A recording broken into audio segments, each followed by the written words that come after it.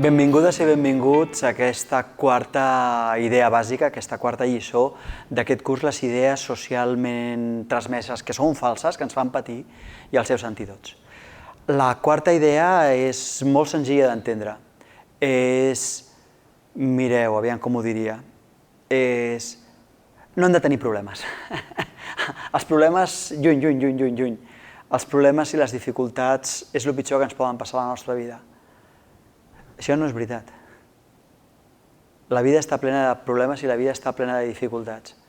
Però els problemes i les dificultats no parlen de la realitat, sinó de les meves mancances. Jo he estat profe molts anys, 24 anys a l'escola, i quan a un nen o una nena l'entregues, jo què sé, una multiplicació, si és de secundària, la fa volat i superbé i superfàcil i fantàstic.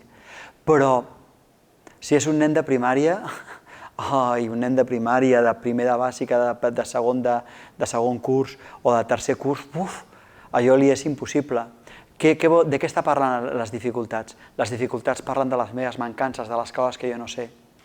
No és veritat que a la vida deixem de fugir de les dificultats. A la vida el que nosaltres hem de fer és intentar aprendre. Quan més aprenc, menys dificultats tinc, això és veritat. Però les dificultats, els problemes, són la forma que la vida m'ajuda a aprendre. Per tant, les dificultats són l'oportunitat que jo tinc per aprendre el que encara no en sé. I això és bàsic d'entendre. Les dificultats que visc són l'oportunitat per aprendre el que encara no sé. Això és un fet.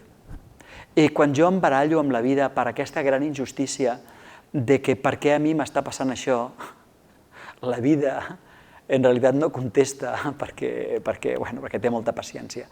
Però si ens pogués contestar ens diria: et passa perquè ets un tanoca, et passa perquè això encara no ho entens.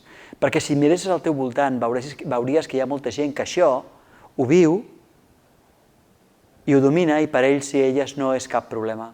Així que el que us prego és que considereu les dificultats com una oportunitat per aprendre, que beneïu les dificultats, que davant de qualsevol dificultat penseu: heus aquí una oportunitat que jo tinc per aprendre.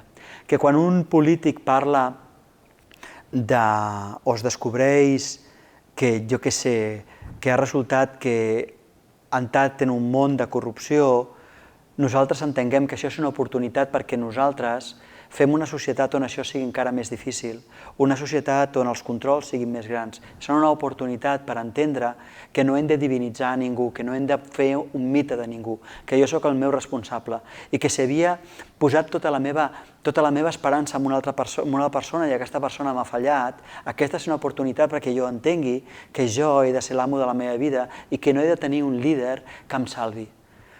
Perquè tothom és humà i tots tenim coses. Ja ho dic moltes vegades, tots tenim ratlles blanques i negres perquè tots som zebres. Alguns les ratlles negres són una mica més amples i altres una mica més estretes, però tots tenim de tot. Per tant, la idea fonamental: beneïu les dificultats. Beneïu les dificultats perquè elles ens permeten créixer.